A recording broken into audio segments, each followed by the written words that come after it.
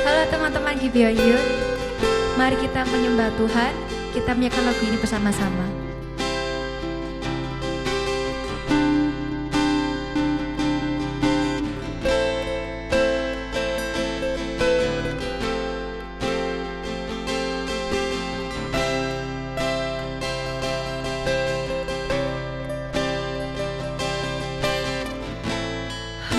Hembuskanlah nafasmu penuhiku,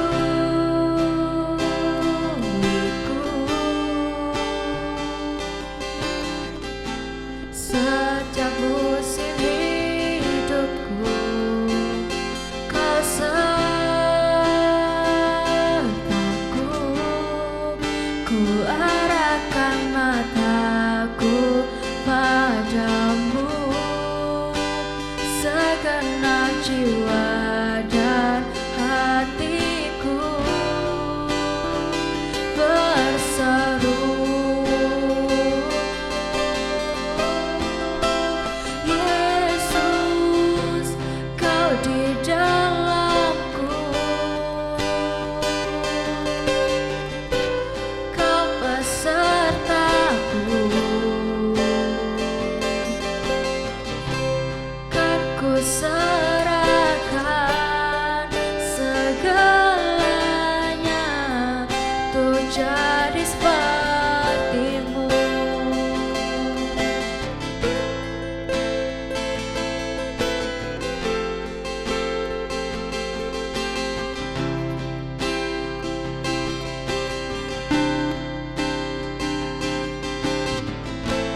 Bukan lagi ku hidup untuk diriku,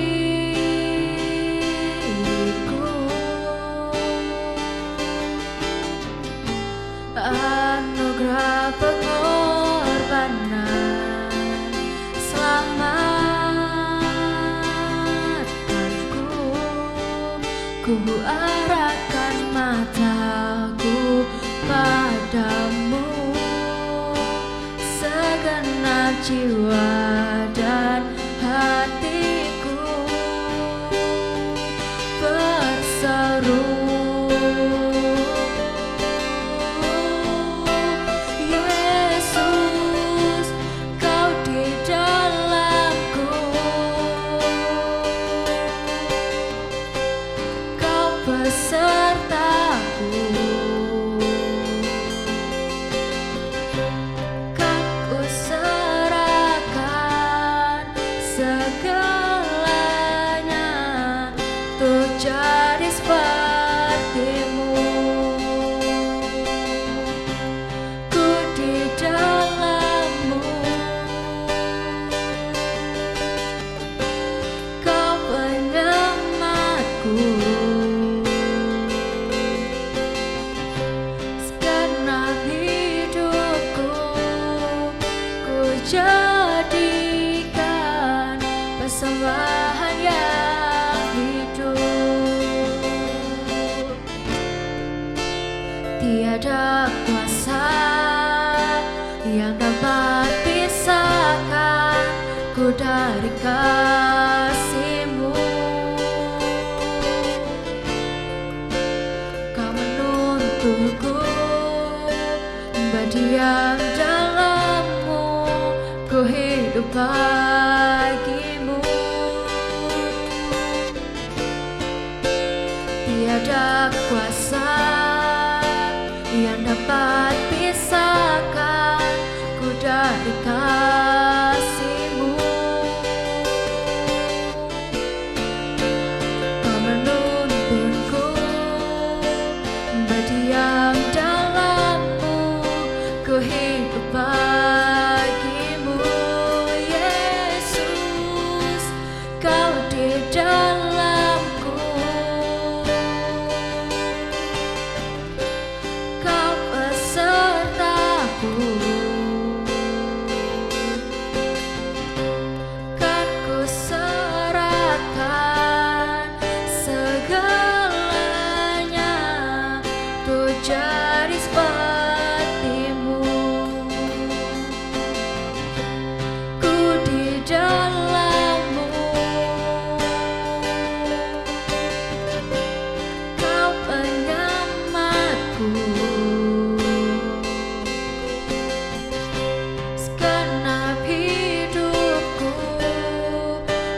jadikan persembahan yang hidup. Kau di dalamku, Kau besertaku, kan ku serahkan segalanya untuk jadi seperti-Mu.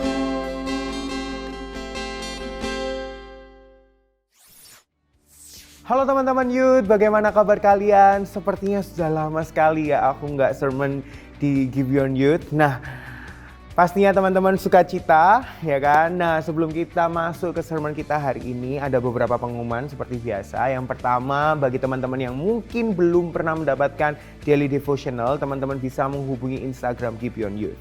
Dan bagi teman-teman yang sudah pernah, jangan lupa untuk terus membaca setiap hari supaya kita diingatkan terus tentang Injil. Dan informasi yang kedua yaitu bagi teman-teman yang belum aktif di CG, yuk sama-sama kita aktif. Dan bagi teman-teman yang sudah aktif, we really appreciate it. Dan yang terakhir bagi teman-teman juga yang mungkin miss beberapa khotbah minggu lalu, teman-teman bisa melihatnya kembali di Gibeon Next Gen YouTube channel kita. Oke teman-teman? Oke, kita akan menuju ke sermon, tapi sebelumnya mari kita berdoa dulu. Bapak yang baik, terima kasih Tuhan, hari ini kami masih bisa beribadah Tuhan.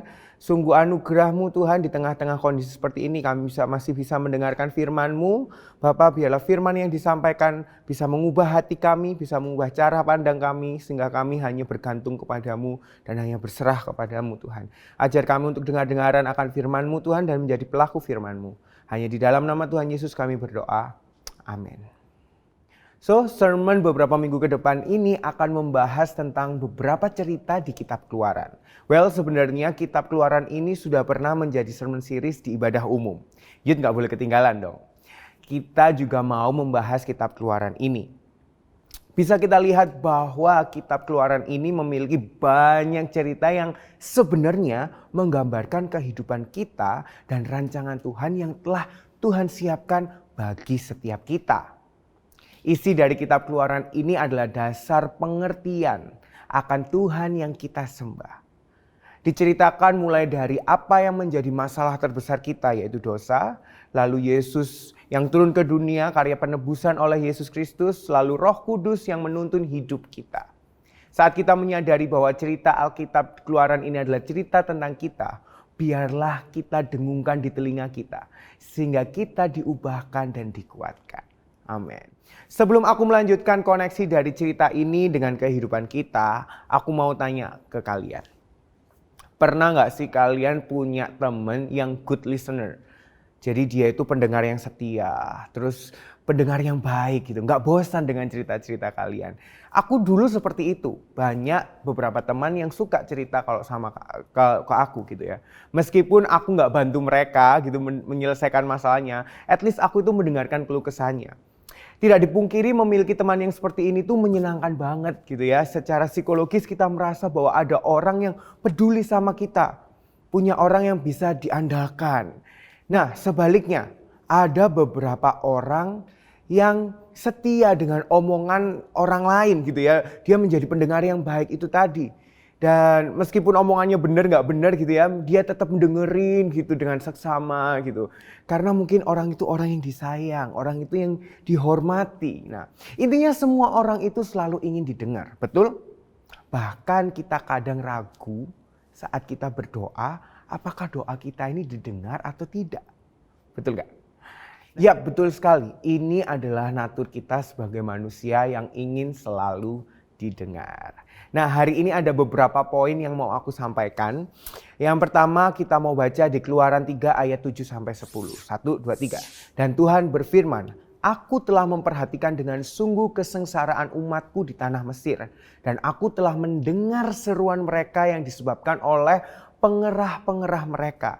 Ya, aku mengetahui penderitaan mereka. Sebab itu aku telah turun untuk melepaskan mereka dari tangan orang Mesir dan menuntun mereka keluar dari negeri itu ke suatu negeri yang baik dan luas. suatu negeri yang berlimpah-limpah susu dan madunya, ke tempat orang Kanaan, orang Het, orang Amori, orang Feris, orang Hewi, dan orang Yebus. Sekarang seruan orang Israel telah sampai kepadaku, juga telah kulihat betapa kerasnya orang Mesir menindas mereka. Jadi sekarang pergilah, aku mengutus engkau kepada Fir'aun untuk membawa umatku orang Israel keluar dari Mesir. Nah, yang pertama teman-teman, kita tahu bahwa kehidupan orang Israel itu sangat menyedihkan di Mesir. Mereka menjadi budak yang tunduk di bawah pemerintahan Fir'aun. Mereka disakiti, mereka mengalami kekerasan lahir dan batin gitu ya.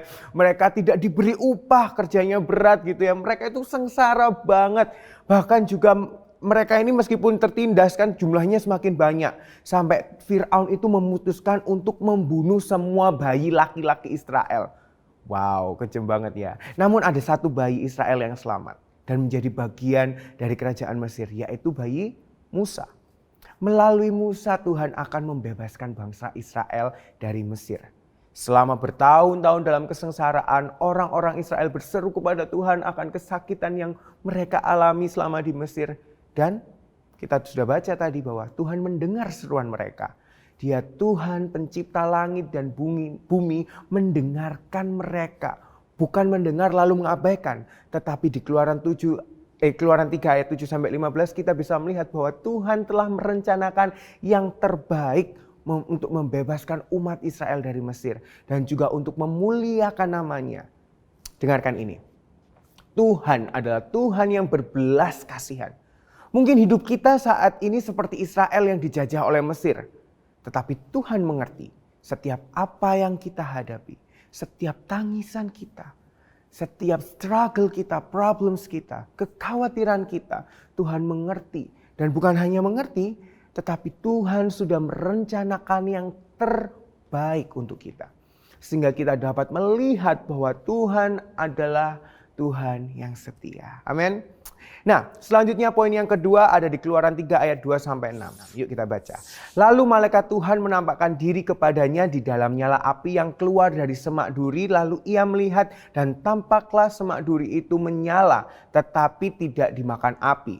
Musa berkata, "Baiklah aku menyimpang ke sana untuk memeriksa penglihatan yang hebat itu.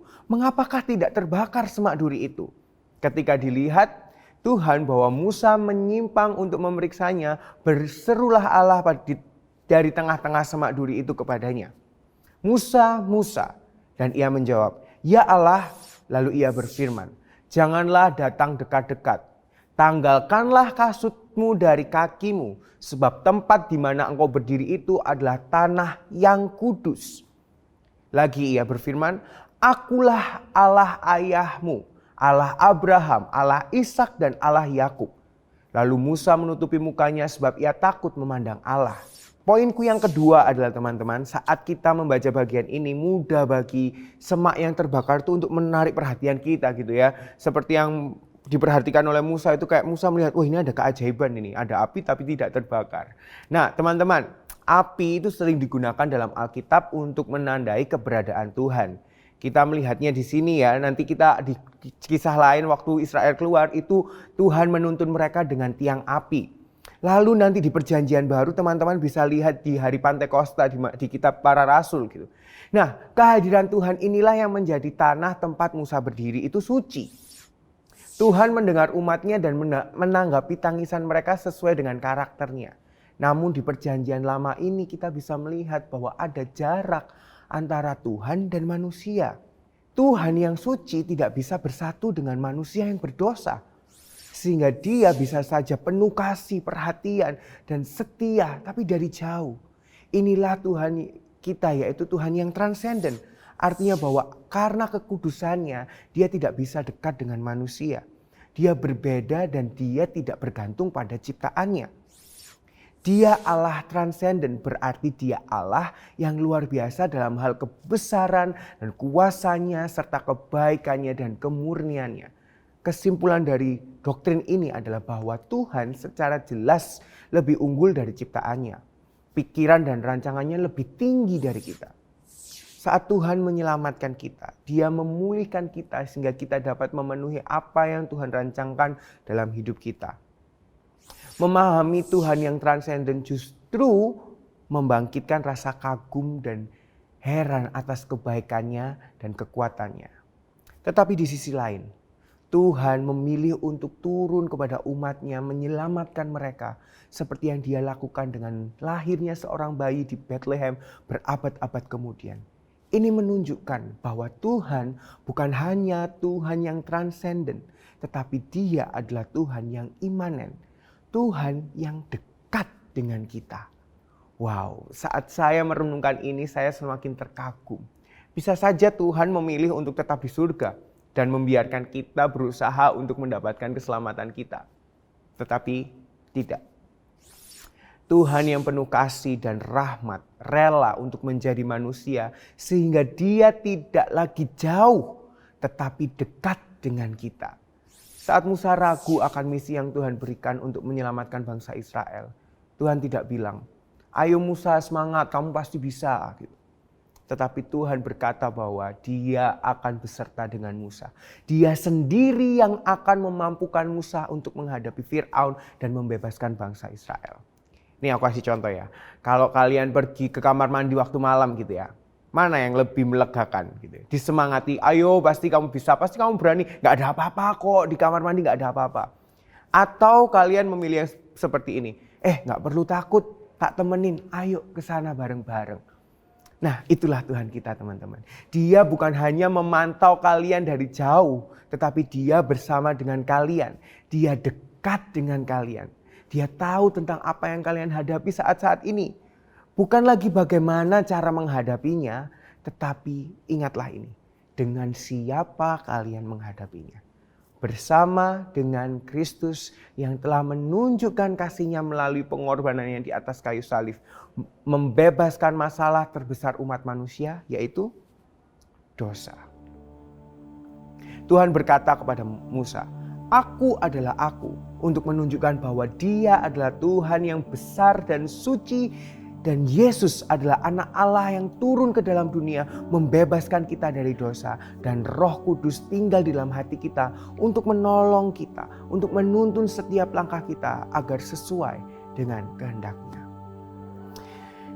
Terakhir teman-teman, di Keluaran pasal 4 ayat 1. Lalu sahut Musa, "Bagaimana jika mereka tidak percaya kepadaku dan tidak mendengarkan perkataanku? Melainkan berkata, Tuhan tidak menampakkan diri padamu." Lalu di ayat 2, Tuhan berfirman kepadanya, "Apakah yang di tanganmu itu?" Jawab Musa, "Tongkat." Di ayat yang ketiga firman Tuhan, "Lemparkanlah itu ke tanah." Dan ketika dilemparkannya ke tanah, maka tongkat itu akan menjadi ular. Sehingga Musa lari meninggalkannya. Tetapi firman Tuhan kepada Musa, "Ulurkanlah tanganmu dan peganglah ekornya." Musa mengulurkan tangannya, ditangkapnya ular itu. Lalu menjadi tongkat itu di tangannya.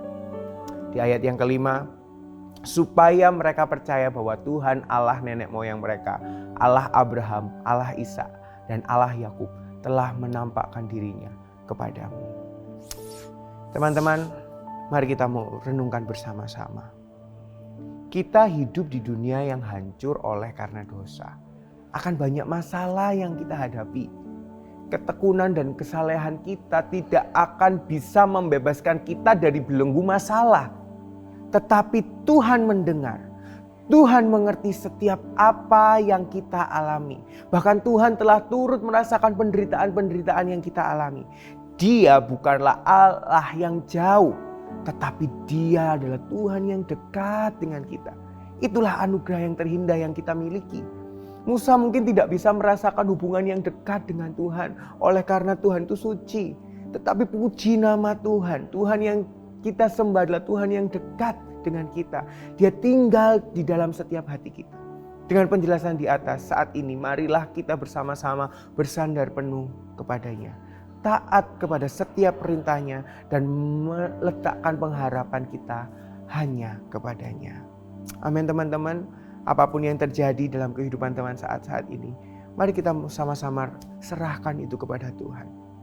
Mungkin kalian mengalami seperti bangsa Israel, penuh dengan tangisan, penuh dengan kesengsaraan. kita semua merasakan itu. Tetapi puji nama Tuhan. Tuhan yang imanen itu tinggal di setiap hati kita. Memampukan kita, menuntun setiap langkah kita, menjagai kita. Saya undang kita mau sama-sama taat kepada Tuhan, supaya kita semakin bisa melihat bahwa pertolongannya itu nyata. Bahwa Tuhan itu turut bekerja dalam setiap apapun yang kita hadapi. Amin teman-teman. Soli Deo Gloria. Biarlah segala kemuliaan itu bagi Tuhan.